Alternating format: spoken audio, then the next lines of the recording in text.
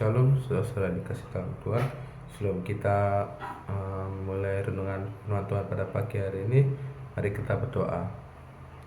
Selamat pagi Tuhan Yesus, kiranya Engkau berkati kami yang ingin membaca sedikit renungan firman Tuhan pada pagi hari ini. Kiranya Engkau berkati kami agar kami bisa menerapi dan melakukan apa yang dikatakan dalam Alkitab ini, apa yang Kau firmankan pada pagi hari ini. Kami mengucap syukur dan terima kasih. Haleluya, amin. Renungan pada pagi hari ini diambil dari kitab Kisah Para Rasul pasal yang ke-13 ayat yang ke-22. Yang berbunyi, setelah Saul disingkirkan, Allah mengangkat Daud menjadi raja mereka. Tentang Daud, Allah telah menyatakan, Aku telah mendapat Daud bin Isai, seorang yang berkenan di hatiku dan yang melakukan segala kehendakku. Amin. Renungan pada pagi hari ini kita bisa mengambil sifat yang dimiliki oleh Daud, contoh perilaku yang dimiliki oleh Daud.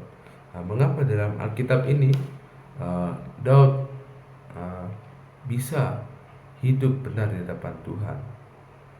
Kita bisa berpura-pura baik di hadapan manusia, tetapi hidup benar di hadapan Tuhan tidak selalu mudah.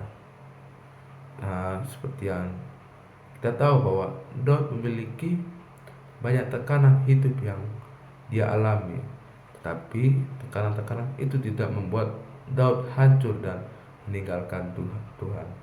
Padahal kesulitan-kesulitan yang dihadapi oleh Daud sangat berat, seperti dipandang sebelah mata oleh keluarganya, konflik antara bangsa Israel dengan Palestina. Saat itu Daud berani mengajukan diri melawan Goliat yang seorang prajurit, dan serta konflik dengan anak-anaknya sendiri ketika ia menjadi raja. Dan yang ketiga, Daud juga menghadapi tekanan dari dalam dirinya sendiri berupa hawa nafsu yang menyebabkan ia jatuh di dalam dosa perzinahan. Tetapi Daud berhasil melewati semua tantangan yang dihadapi dan hidup kembali berkenan di hadapan Tuhan. Apa yang membuat Daud bisa menjadi seperti ini?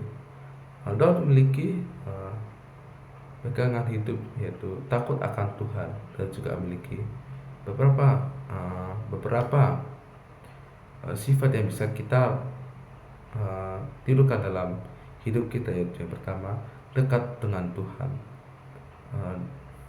Daud memiliki relasi yang dekat dengan Tuhan sehingga ia bisa hidup benar di hadapan Tuhan. Dan yang kedua, Daud memiliki hati yang berani. Dia berani karena dia sering mengandalkan kekuatan Tuhan ketika ia mengalami percobaan-percobaan yang diberikan oleh Tuhan. Dan yang ketiga, dia memiliki hati yang bersabar menghadapi dalam tekanan yang dia alami. Dan yang keempat, dia memiliki hati yang bersyukur.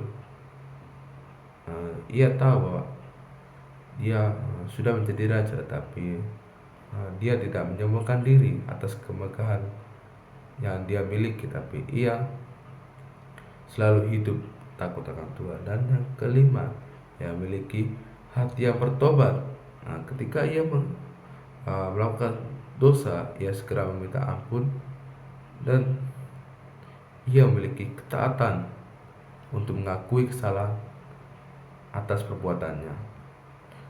Melalui tekanan hidup pada saat ini, mari datanglah kepada Tuhan, mintalah kepada Tuhan untuk membentuk dan memperbaiki hati kita. Dengan begitu kita pun akan bisa melewati segala macam tekanan dan hidup berkenan di hadapan Tuhan seperti Daud.